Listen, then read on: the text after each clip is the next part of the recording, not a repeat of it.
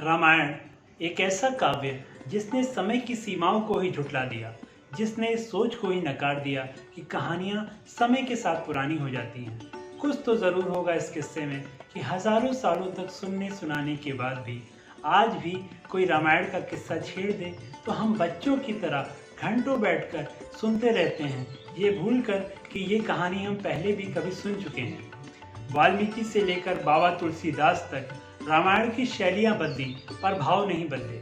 यही भाव रामायण के अमरत्व का कारण है। यही भाव इस कहानी को टाइमलेस और क्लासिक बनाता है। ये कहानी कभी एक तरफा नहीं सुनाई गई। एक एक चौपाई में आपको लिखने वाले की निष्पक्षता साफ नजर आएगी और ये बहुत मुश्किल काम है कि आप अपने विलन में भी एक हीरो ढूंढने की हिम्मत दिखाएं। पलटिए रामायण के पन्ने, आप देखेंगे कि जहां राम की मर्यादा का जी भर के गुणगान किया गया, वहीं रावण के पांडित्य का बखान करने में न बाबा तुलसीदास पीछे रहे न वाल्मीकि। जहां सीता को सती बताया गया, वहीं मंदोदरी की निष्ठा को कम नहीं आंका गया। जहां लक्ष्मण और राम के भ्रातृ प्रेम को सम्मान दिया गया, वहीं कुंभकर्ण और रावण के दो भाइयों के परस्पर संबंध को भी अहमियत। रामायण में एक चरित्र ऐसा भी है जिसकी जितनी बात होनी चाहिए थी उतनी हुई नहीं। एक ऐसा हीरो जो सपोर्टिंग कैरेक्टर में खर्च हो गया।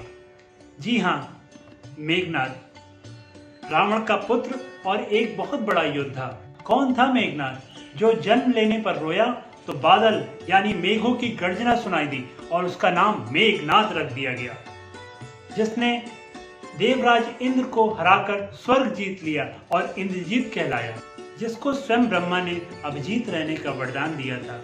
राम रावण युद्ध में जिसने अकेले ही सारी सेना को मूर्छित कर दिया। जिसने श्री हनुमान और लक्ष्मण जैसे महाबलियों को परास्त कर दिया।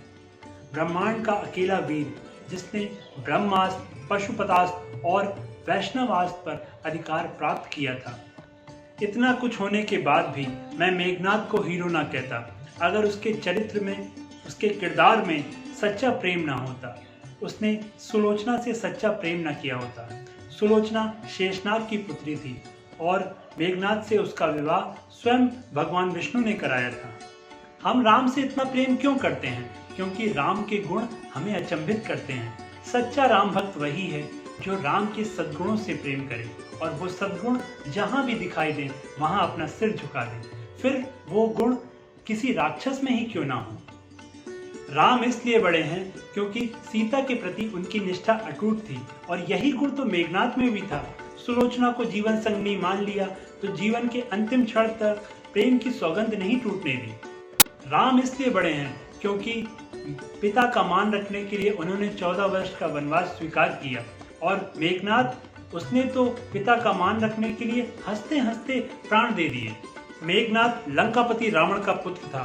पूरी सृष्टि का सौंदर्य उसके कदमों में बिछा हुआ था, लेकिन वो जब तक जिया सुलोचना के सिवा उसने किसी को आंख उठाकर भी नहीं देखा। राक्षस कुल में जन्म लेने के बाद भी उसने देवताओं जैसी प्रतिबद्धता और वफादारी का सबूत दिया। मेघनाद को यह आभास था कि राम कोई साधारण मनुष्य नहीं है। वो ये भी जानता था कि रावण ने सीता का हरण करके गलत किया। उसने बार बार रावण को समझाया कि सीता को वापस कर दें और राम से क्षमा मांग लें, लेकिन रावण ने उसे कायर कहकर उसका उपहास किया। यही वो क्षण था जब मेघनाद को अपने पिता के प्रति अपने समर्पण और शौर्य की परीक्षा देनी थी। वो जान चुका था कि इस युद्ध से वो कभी वापस नहीं लौटेगा, लेकिन वो पुत्र ही क्या जो पिता की बात काट दे। याद कीजिए रामानंद सागर की रामायण का वह अंश जहां रणभूमि में जाने से पहले मेघनाद सुलोचना से अंतिम विदा लेता है। इस प्रसंग को रविंद्र जैन जी की लेखनी ने अस्मरणीय बना दिया। प्रियसी दो अंतिम बार विदा, ये सेवक ऋणी तुम्हारा है। तुम भी जानो मैं भी जानूं, ये अंतिम मिलन हमारा है। मैं मात्र चरण से दूर चला, जिसका दारुण संताप मुझे।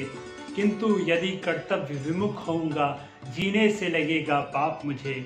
अब हार जीत का प्रश्न नहीं, जो भी होगा अच्छा होगा। मरकर ही सही पितु के आगे, बेटे का प्यार सच्चा हो। भावुकता से कर्तव्य बड़ा, कर्तव्य निभे बलिदानों से। दीपक जलने की रीत नहीं, छोड़े डर कर तूफानों से। ये निश्चय कर बढ़ चला वीर, कोई उसको रोक नहीं पाया। चुपचाप देखता रहा पिता, माता का अंतर भर आया। मेघनाद ने अंतिम बार रावण के चरण छुए, अंतिम बार मंदोदरी के गले लगा और अंतिम बार सुलोचना को प्रियसी कहकर बुलाया। प्रेम और बलिदान की यह कहानी इतिहास के पन्नों में कुछ अनकही सी रह गई। आप इसे जहां तक पहुंचा सके जरूर पहुंचाएं। इस नई पीढ़ी को भी अधिकार है कि वह अपने अतीत से कुछ सीखे और उस पर गर्व करे।